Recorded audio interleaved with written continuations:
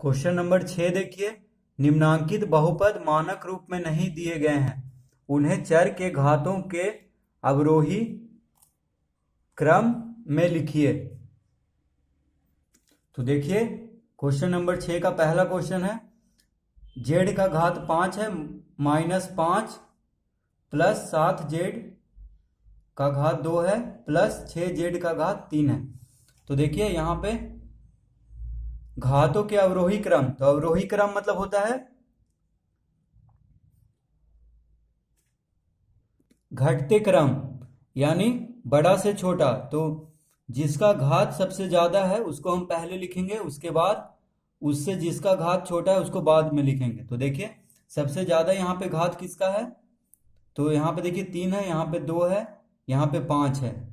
तो सबसे ज्यादा घात है जेड का घात 5, इसको पहले लिखेंगे, ठीक है। उसके बाद देखिए उसके बाद है 6 जेड का घात 3, 5 के बाद 5 से छोटा है 3, तो अब इसको लिखेंगे। देखिए तो लिखेंगे प्लस 6 जेड का घात 3। अब देखिए उसके बाद है 2, 3 से छोटा, तो अब लिखेंगे प्लस 7 जेड का घात 2। उसके बाद देखिए -5 है, तो यहाँ पे इसको हम -5 लिख देंगे, क्योंकि -5 पे भी देखिए जेड का घात 0 है, क्योंकि जेड का घात 0 1 होता है, ठीक है। तो सबसे अंत में लिखेंगे, क्योंकि सबसे कम घात है जो 5 पे है, कोई जेड नहीं है यहाँ पे। देखिए एक भी जेड नहीं है, अगर एक भी नहीं है तो 0 घात है, तो इसको सबसे अंत में लिखेंगे क्योंकि सबसे छोटा है। तो देखिए अवरोही क्रम में हो गया, यहाँ पे 5 जेड का घात 5, यहाँ पे 3 जेड का घात 3 और जेड का घात 2, ठीक है, और यहाँ पे जेड का घात 0। तो इस तरह से हमको इसको लिख लेना है अवरोही क्रम में। अब देखिए बी में, तो यहाँ पे देखिए यू है, तो यू का घात देखना है सबसे ज्यादा कहाँ पे है, तो सबसे ज्यादा देखिए यहाँ पे 4 घात है, तो इसको हम पहले लिखेंगे, ठीक है। इस तरह से देखिए बराबर 5 यू का घात 4।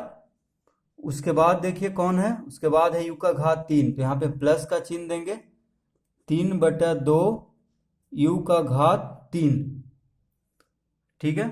अब देखिए इसके बाद है यू का घात 2, तो यू का घात 2 किसके साथ है, -√2 यू स्क्वायर, तो इसको लिखेंगे -√2 यू स्क्वायर, ठीक है। अब देखिए यू स्क्वायर इन यू पे 2 घात है, अब देखिए 2 के बाद 2 से छोटा होता है 1, तो 1 किस पे है, यू का घात, तो देखिए 3 यू, यानी यू का घात कुछ नहीं है तो 1 है, तो इसको अब लिखेंगे प्लस 3 यू। अब देखिए 1 तो हो गया, अब 0 घात किस पे है, यू का घात 0, तो वो है -1 पे, तो इसको लिख देंगे यहाँ पे -1। तो देखिए -1 यू का घात 0 हम भी लिख सकते हैं इसको, क्योंकि यू का घात 0 भी, यू का घात 0 क्या होता है, एक किसी पे संख्या पे या किसी पे भी 0 घात अगर हो तो 1 हो जाता है। तो यहाँ पे देखिए इसको अंत में लिखेंगे सबसे, क्योंकि इसमें कोई यू नहीं है, यू का घात 0 है, ठीक है। तो इस तरह से हम यहाँ पे देखिए यू का घात 4 हो गया, यू का घात 3, यू का घात 2 और यू का घात 1 और यू का घात 0, इस तरह से हम अवरोही क्रम में यानी घटते क्रम बड़ा से छोटा में हम लिख देंगे इसका घातों को। अब देखिए सी में, तो यहाँ पे देखिए सबसे ज्यादा यहाँ पे टी है, ठीक है, टी का घात दिया हुआ है, तो टी का घात सबसे ज्यादा कहाँ पे है, ठीक है। देखिए जब भी हम घात को या तो अवरोही क्रम या आरोही क्रम में लगा देते हैं, या तो घटते क्रम या बढ़ते क्रम में, तो उसको हम मानक रूप में कहते हैं। तो देखिए अब ये मानक रूप में हो गया है, देखने में अच्छा लग रहा है, यहाँ पे देखिए सजा जैसा लग रहा है, यहाँ पे 4 3 2 1, इसका उल्टा भी लिख देंगे, यानी आरोही क्रम में तो भी ये मानक रूप में ही रहेगा, यानी या तो अवरोही या आरोही दोनों क्रम में लिखने पे बहुपद का मानक रूप में हो जाता है बहुपद। तो देखिए अब इसको हम अवरोही क्रम में लिखेंगे। तो सबसे ज्यादा घात किसका है? तो देखिए यहाँ पे t है, t का घात 3 है, तो इसको लिखेंगे। तो यहाँ पे हम लिखेंगे माइनस, जो भी चिन्ह आगे लगा हुआ है उसको लिखेंगे 7/2 t का घात 3। ठीक है, उसके बाद देखिए 3 के बाद 2, तो यहाँ लिखेंगे -8 t का घात 2। उसके बाद देखिए t का घात 2 हो गया। अब एक किस पे है? तो इस पे है, तो यहाँ पे लिखेंगे प्लस √3t। ठीक है, एक देखिए अब अंत में क्या बचा? 5, तो यहाँ पे हम लिख देंगे 5। ठीक है, तो इस तरह से हम इसको भी सजा लेंगे आरोही क्रम में, यानी मानक रूप में इसको लिख देंगे बहुपद को जो दिया हुआ है। तो -7/2 t का घात 3 हो जाएगा, -8 t का घात 2 प्लस √3 का t प्लस 5। अब देखिए डी में है u का घात 3 minus u plus u square minus √2। ठीक है, तो देखिए सबसे ज्यादा यहाँ पे किसका घात है? 3। देखिए सबसे ज्यादा 3 दिख रहा है, तो यहाँ पे लिखेंगे u का घात 3। उसके बाद लिखेंगे देखिए 3 के बाद 2, तो u का घात 2। उसके बाद माइनस u का घात 1 है, कुछ नहीं है तो 1 है। फिर u का घात 0 यानी √2। तो देखिए √2 u का घात 0 होता, अगर यहाँ पे लिख दे तो भी यही रहेगा, √2 ही रहेगा, क्योंकि u का घात 0 1 होता है। तो √2 गुना 1 √2 ही हुआ। तो इसको इस तरह से हम आरोही क्रम में सजा देंगे, यानी ये हो गया बहुपद का इन चारों का मानक रूप। क्वेश्चन नंबर 7 देखिए, निम्नलिखित बहुपदों के घात लिखिए। तो देखिए क्वेश्चन नंबर 7 का 1, x का घात 5 माइनस x का घात 4 प्लस 3। तो देखिए क्वेश्चन कह रहा है कि निम्नलिखित बहुपदों के घात लिखिए। तो देखिए जो सबसे बड़ा है घात उसको बस लिख देना है। तो यहाँ पे देखिए सबसे बड़ा घात कौन है? 5 है, तो इसको हम लिख देंगे 5। ठीक है, जो सबसे बड़ा है घात में उसको बस लिख देना है। तो दूसरा में देखिए, दूसरा में सबसे ज्यादा घात, सबसे बड़ा घात कौन है? 2, तो इसको लिख देना है यहाँ पे 2। यहाँ पे देखिए तीसरा में सबसे बड़ा घात, यहाँ पे 2 है, यहाँ पे 3 है, यहाँ पे 8 है। देखिए बाई का घात 2 है, बाई का घात 3 है, बाई का घात 8 है। तो सबसे बड़ा कौन हुआ? 8। ठीक है, तो सबसे बड़ा घात को बस लिख देना है, तो वही हुआ इन बहुपदों का घात। ठीक है, अब देखिए यहाँ पे कोई घात नहीं है, कोई x/y/z नहीं है, तो यहाँ पे 0 होगा, क्योंकि अगर यहाँ पे बाई रहता तो बाई का घात 0 लिखते तो 2 गुना 1 हो जाता, क्योंकि किसी भी x बाई या कुछ पे भी घात 0 रहता है तो 1 हो जाता है। तो 2 गुना 1 2 ही होता, यानी 0 घात हुआ। ठीक है, अब देखिए यहाँ पे x है, तो x का घात कितना है? 1 है।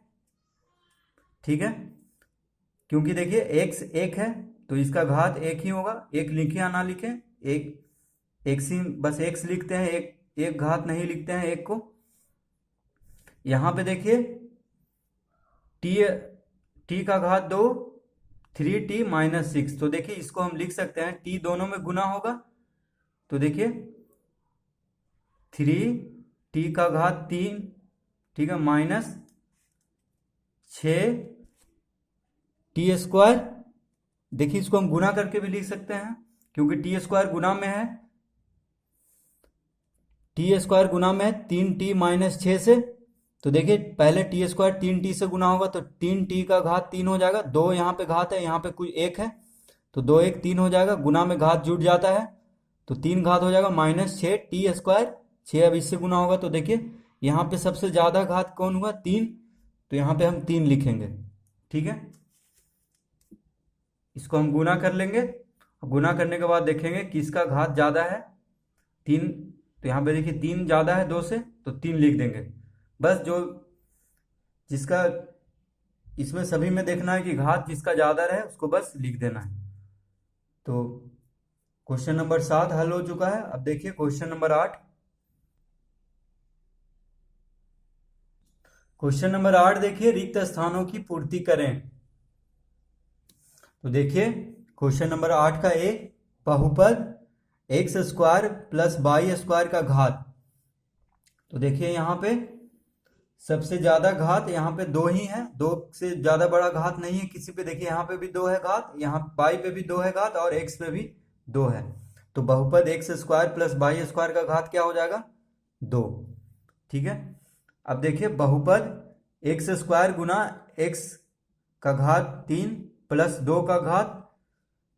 तो देखिए यहाँ पे एक्स स्क्वायर है और यहाँ पे एक्स का घात 3 है। तो देखिए गुना में है, ब्रैकेट जब भी लगा होता है उसके बाहर कोई रहता है तो गुना में होता है दोनों। तो देखिए एक्स स्क्वायर से दोनों को गुना करेंगे, तो पहले एक्स स्क्वायर से एक्स का घात 3 को गुना करेंगे तो कितना हो जाएगा? घात जो है जुड़ जाएगा, 2 और 3 कितना हो जाएगा? 5। ठीक है। तो एक्स का घात 5 हो जाएगा प्लस 2x स्क्वायर हो जाएगा 2 से गुना होके। तो यहाँ पे देखिए एक्स का घात 5 सबसे ज्यादा है तो यहाँ पे लिखेंगे 5। ठीक है। अब देखिए बहुपद 3 का घात। तो 3 का घात क्या है? अगर कोई यहाँ पे मान लीजिए x भी रहता तो x का घात 0 रहता, क्योंकि x का घात 0 1 होता है तो 3 गुने 1 3 ही होगा। तो यहाँ पे 0 होगा घात, यहाँ पे हम लिखेंगे 0 या शून्य। आप देखिए 0 भी लिख सकते हैं या आंसर में शून्य दिया है तो आप शून्य भी लिख सकते हैं। ठीक है। अब देखिए शून्य बहुपद का घात। तो शून्य बहुपद का घात अगर शून्य है तो उस पे कोई घात देंगे तो उसका कोई मतलब नहीं हो रहा है तो उसको लिखेंगे अनिधार्य। तो यहाँ पे हम लिख देते हैं, देखिए अनि यानी कोई उसका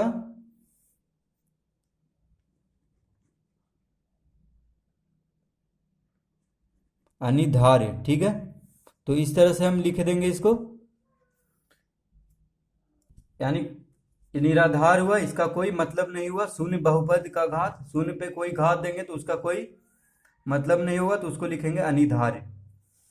अब देखिए बहुपद 3 minus 5t plus 6t square minus t का घात 3 का घात बराबर।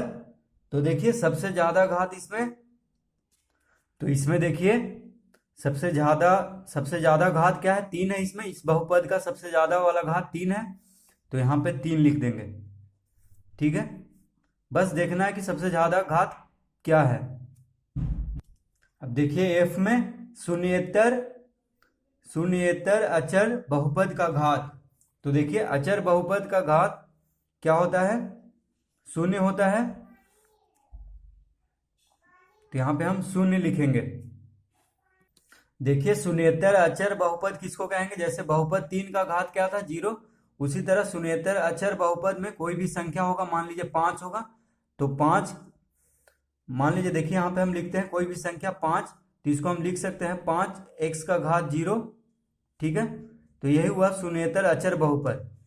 देखिए अगर एक्स का घात 0 क्या होता है? 1, यानी 5 गुना 1 क्या होगा? 5 ही होगा, क्योंकि एक्स का घात 0 किसी पे भी घात 0 हो तो 1 बन जाता है, 1 हो जाता है उसका। जब भी घात 0 हो तो 1 उसको लिखते हैं, तो 5 गुना 1 5 ही हुआ। तो वही शून्येतर अचर बहुपद का घात क्या होगा? 0। ठीक है।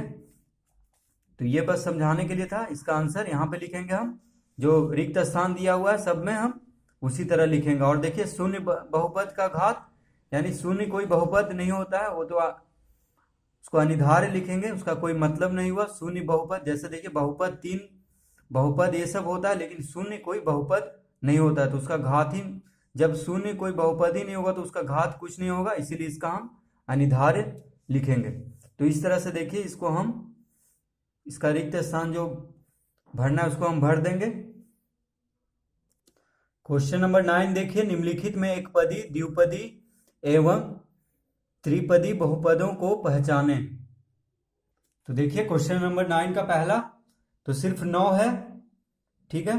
तो इसको हम लिख सकते हैं 9 बाई का घात 0 या x का घात 0। ठीक है। क्योंकि कुछ नहीं तो x का घात 0 क्या हो जाएगा? 1 हो जाएगा, तो फिर 9 ही हो जाएगा।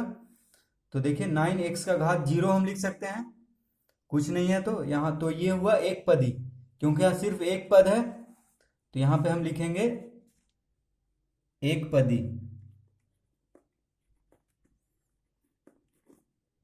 ठीक है, यानी 9 हुआ एक पदी। अब देखिए 7x⁻3, तो यहाँ पे जैसे 9x⁻0 था, ठीक है, उसी तरह 7x⁻3 है, यहाँ पे घात 3 हो गया। तो देखिए ये भी एक पद ही हुआ, क्योंकि एक ही पद है, बस देखिए बस गुना में ही है, तो यहाँ पे इसको लिखेंगे एक पदी। ठीक है, अब देखिए तीसरा 7+x⁻3, तो इसमें देखिए एक तो 7 हो गया, तो ये सिर्फ 7 है, यानी x⁻0 है। ठीक है, और यहाँ पे x⁻3 है, तो देखिए दो पद हुआ, इसमें बीच में जोड़ का चिन्ह आ गया है। ठीक है, जैसे इसमें देखिए सब एक साथ लिखा हुआ था, 7x⁻3, यहाँ पे सिर्फ 9 था, तो ये सब एक पद ही हुआ। इसमें देखिए दो पद आ गया, एक तो 7 हो गया, ठीक है, एक अचर पद हो गया, और एक देखिए x⁻3, यानी दो पद हो गया। यहाँ पे जोड़ का चिन्ह या घटाव का चिन्ह आ जाता है, तो जो पद होता है वो अलग अलग हो जाता है। तो यहाँ पे देखिए एक पद, यहाँ एक और पद, एक पद और एक पद, कितना हो गया, दो पद। तो यहाँ पे लिखेंगे इसको द्विपदी।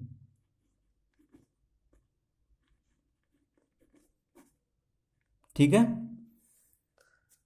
अब देखिए 3x⁻2 + 2x, यहाँ पे देखिए दोनों पद अलग अलग है, जैसे यहाँ पे था दोनों पद अलग अलग, तो यहाँ पे इसको भी बोलेंगे हम द्विपदी।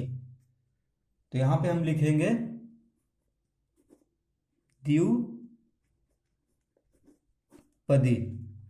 अब देखिए यहाँ पे y⁻3 है प्लस y - 9 है, तो देखिए यहाँ पे तीनों पद अलग अलग है, यहाँ पे y⁻3 है, यहाँ पे y⁻1 है, कुछ नहीं है तो एक है, -9 है, यहाँ 9 के साथ y⁻0 है, क्योंकि y⁻0 1 हो जाता है, तो 9 × 1 9 ही हो गया, यानी तीनों पद क्या है, अलग अलग। ठीक है, तो यहाँ पे इसको बोलेंगे हम त्रिपदी।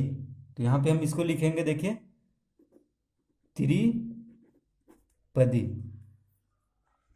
अब देखिए 6 में 7x² + 5x², तो देखिए यहाँ पे भी x⁻2 है, और इसके के साथ भी x⁻2 है। ठीक है, तो दोनों घात बराबर है, तो इसको हम लिख सकते हैं 12x²। ठीक है, क्योंकि देखिए दोनों घात x² यहाँ भी है, तो 7 × 5 = 12, यानी दोनों जुट जाएगा। ये सब में देखिए अलग अलग था, इसीलिए हम त्रिपदी द्विपदी लिखे थे। देखिए यहाँ पे जुट नहीं सकता था, x² था, यहाँ पे 2x था, x⁻1 था, यहाँ पे भी देखिए अलग अलग घात था, लेकिन यहाँ पे घात दोनों बराबर है, तो दोनों को जोड़ देंगे, और x का घात है। ठीक है, x⁻2 भी यहाँ भी है, और x⁻2 यहाँ भी, तो 7 × 5 = 12x² हो जाएगा। तो ये अलग अलग घात नहीं, अलग अलग पद नहीं हुआ दोनों, तो इसको लिखेंगे एक पदी, क्योंकि एक ही पद आ गया, देखिए जोड़ करके 12x², तो हम इसको लिखेंगे एक पदी। ठीक है, क्योंकि दोनों एक ही पद, दोनों को जोड़ देंगे तो एक पद बन जाएगा, क्योंकि दोनों का घात बराबर है, x², तो इसको लिखेंगे एक पदी। ठीक है, तो इस तरह से इसको हम हल कर लेंगे क्वेश्चन नंबर 9।